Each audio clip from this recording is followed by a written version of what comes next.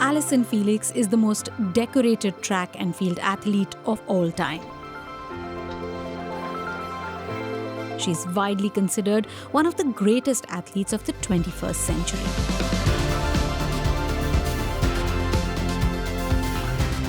Off the track, Felix is a celebrated entrepreneur and a fierce advocate for maternal rights. After her own experience of maternal care in the health system and bruising encounters with sponsors. BBC 100 Women met Allyson here at the sports campus named after her in the University of Southern California, where she studied, to talk about how we can make women athletes' lives better, the challenges of combining motherhood and elite sport, and the changes she wants to bring about in her retirement years ahead.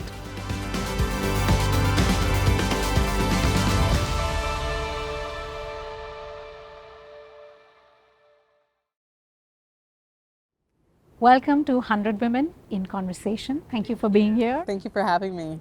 Well, we are at the University of Southern California, where you studied, and we're overlooking the track and field, which is named after you. Only one of the sporting facilities in your name. How does that feel? Oh, it's still such a strange feeling. I mean, I remember being here as a student and spending so much time here.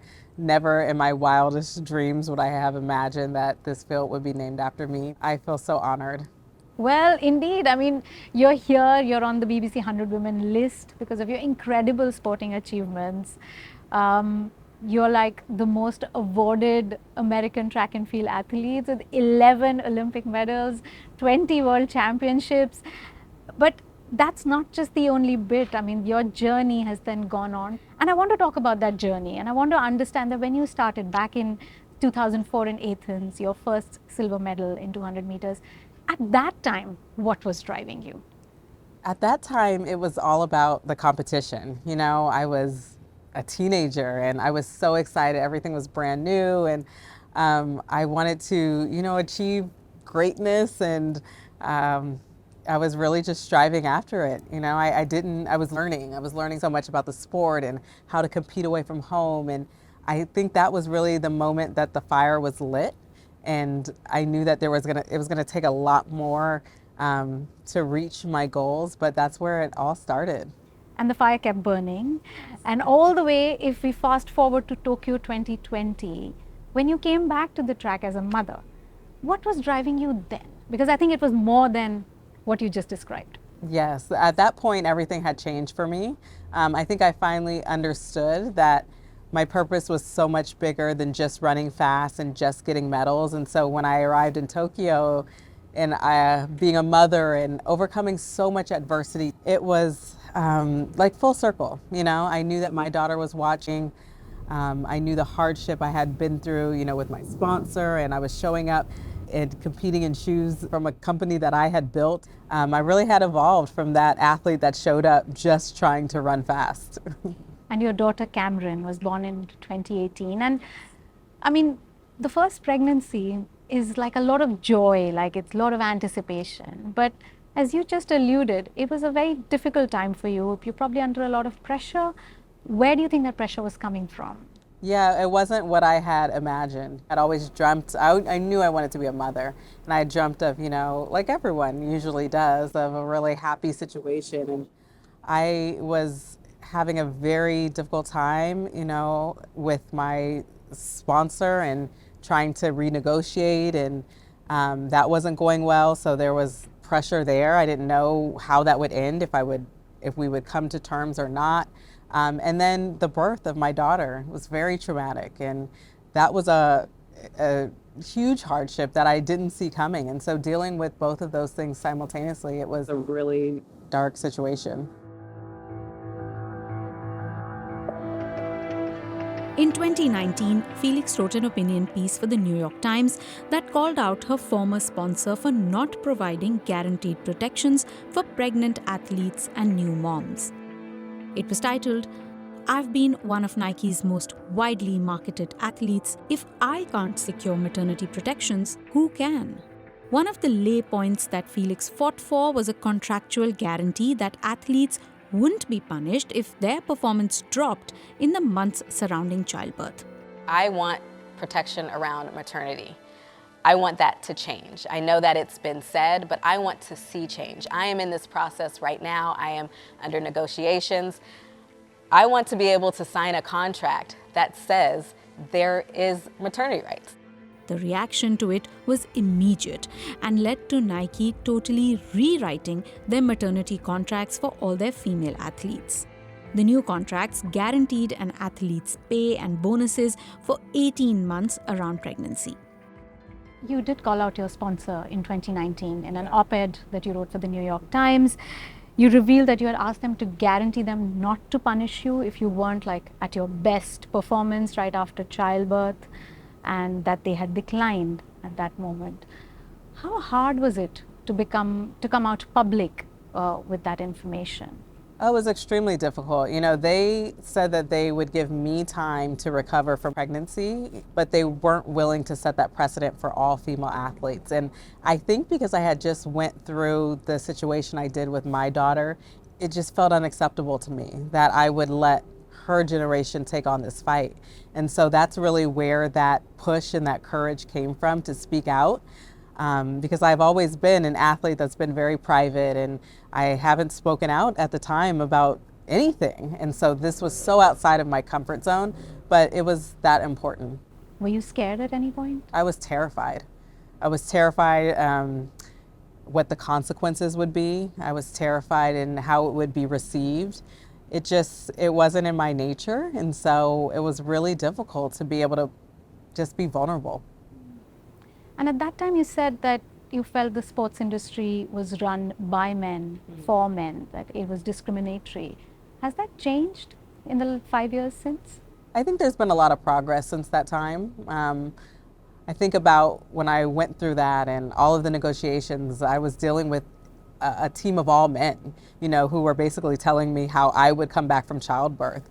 I think that now there are more women who have seats at the table and have power, but we still have a long way to go. You know, I think that we have momentum, but real change, you know, sometimes it takes a long time. And now you also have a seat at the table. You're one of the 4 members at the International Olympic Committee's Athletes Commission. What powers does that give you? My job will be to listen to the athletes and hear what they're going through, what they need, and be a representation from them, and really to bring new energy to the commission. And you know, obviously I'm just starting out, but I want to represent the athletes well. And what is like blue sky thinking on that? What is the one thing you'd like to move in your time there, and you have 8 years?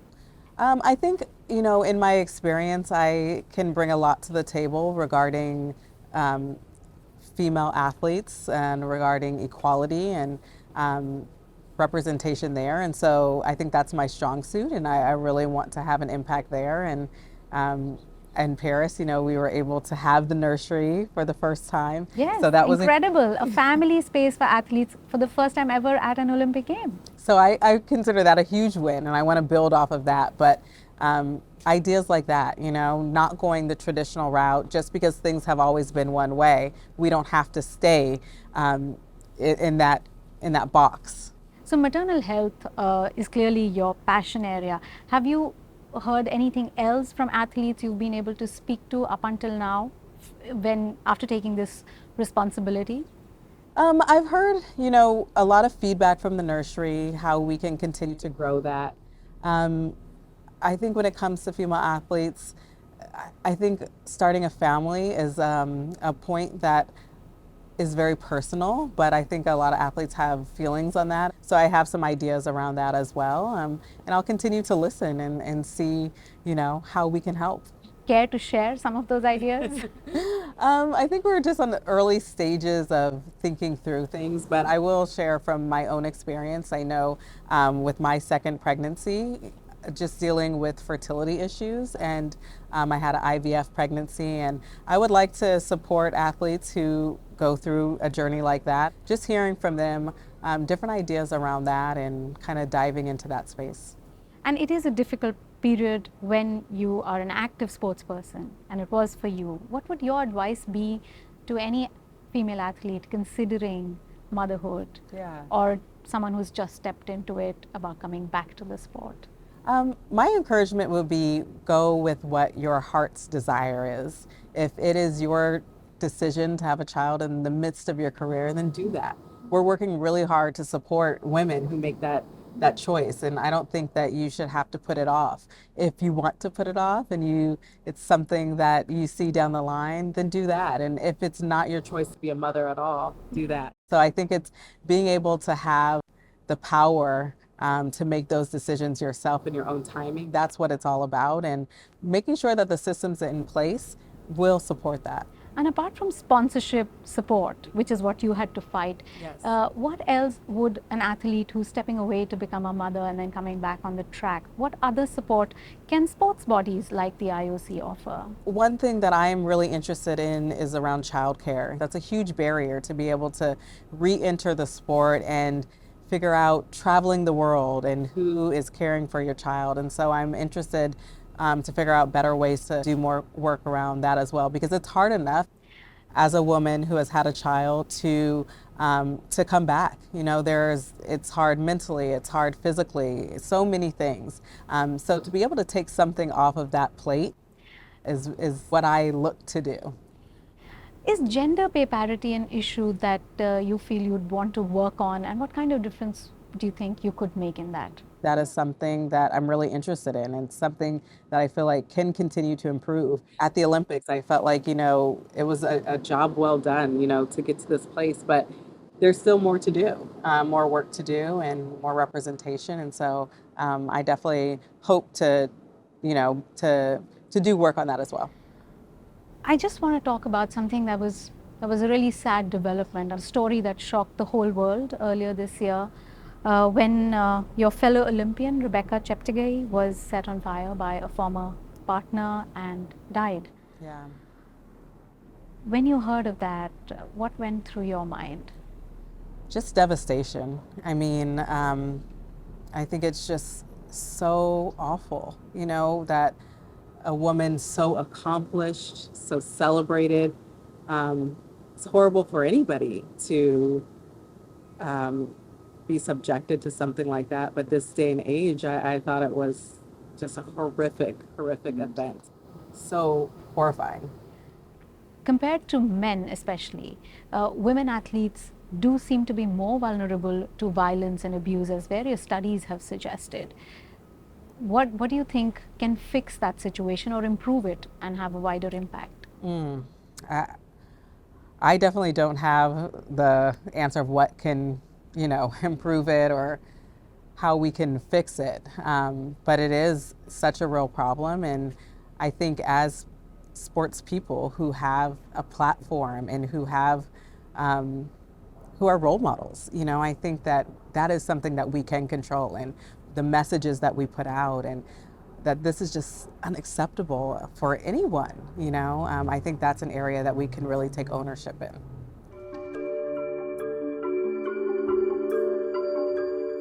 This year, Felix worked with the Olympics Committee to introduce a nursery to the Olympic Village at the 2024 Paris Olympics for the first time.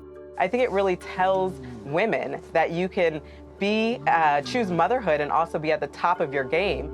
It is a part of a series of efforts Felix hopes to make on improving maternal health care in the industry and at home. This year, she was also awarded a $20 million grant from the Gates Foundation to improve maternal health outcomes for Black mothers in the US.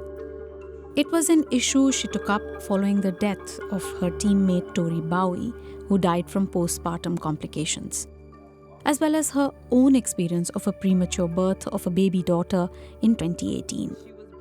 Felix took her cause to the US Congress, where she highlighted the rate of maternal mortality amongst Black women.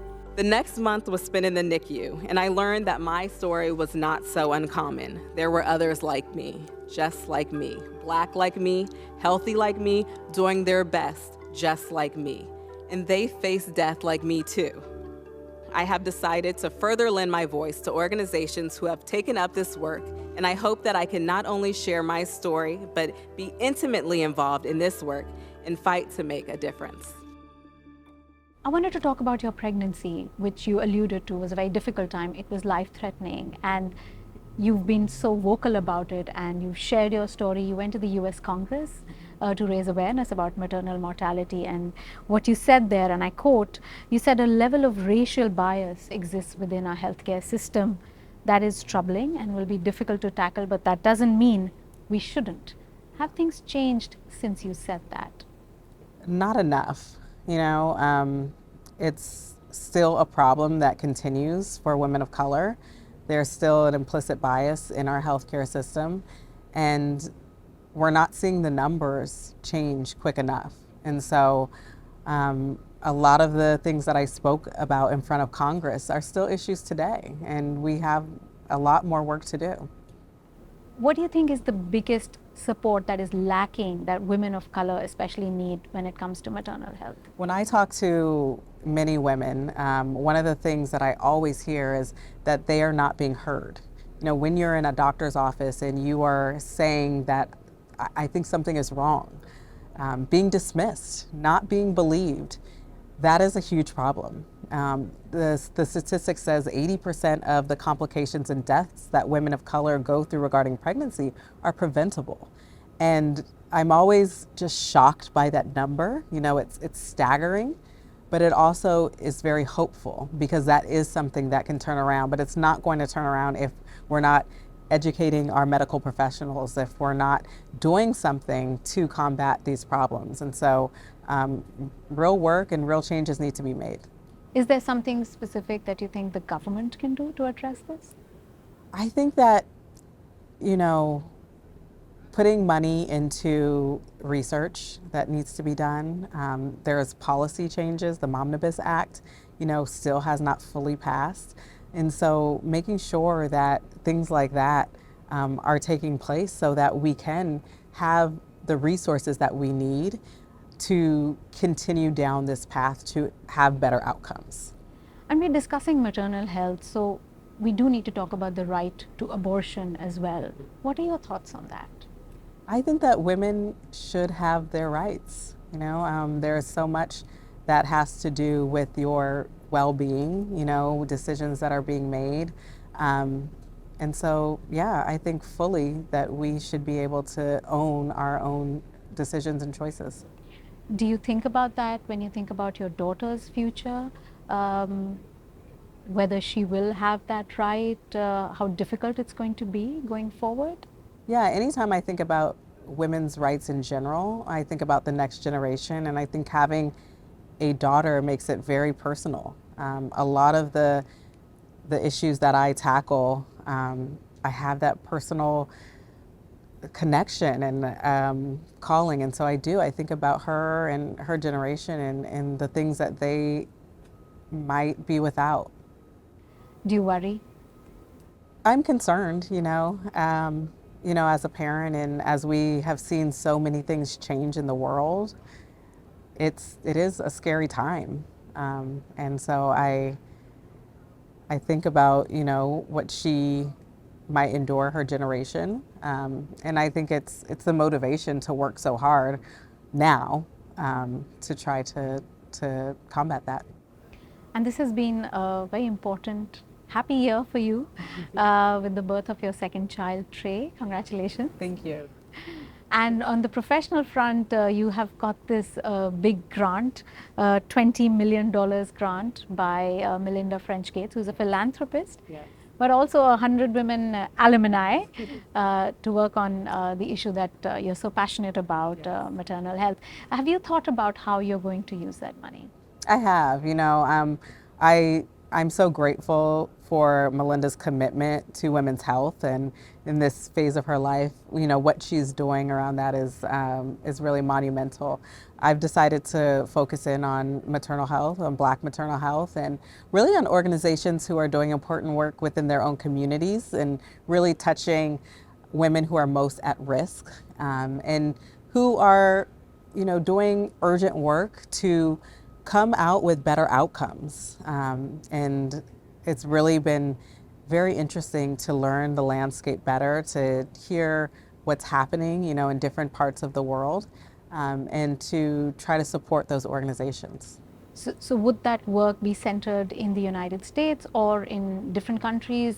maybe the continent of Africa or other developing nations? Yeah, it's open to globally. And so obviously I have my most experience in the States and in my own communities, but I am actively speaking to organizations all over the world. And so this is an issue all over the world as well. And so I'm excited to learn more.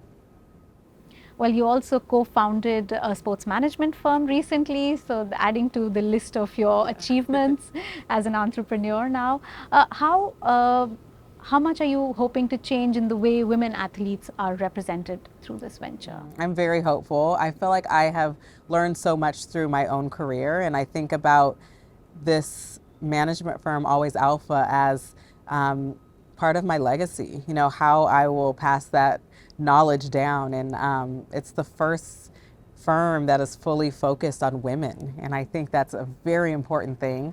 It's much needed in this world. And I think women shouldn't be an afterthought, especially as we think about their business and how that strategy is created. And so I'm really excited, you know, to help hopefully have an impact on the women who are involved in sports. How is that strategy different? I'm curious.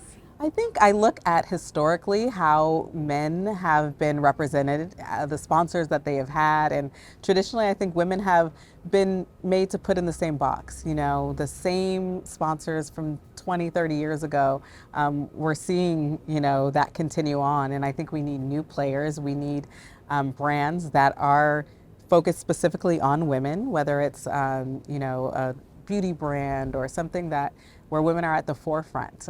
It just makes sense, you know, that's how it should be. And so excited to try to shift that a bit. And the theme for BBC 100 Women this year is resilience. So you tie in with that so nicely. We want to, you know, celebrate women for the resilience they've showed in their personal lives, in their daily lives in the face of adversity. What does resilience mean to you? You know, to me, it's learning how to navigate really difficult situations and continue through, you know, not accepting no, not accepting the way things have always been done, finding a new path, and forging forward.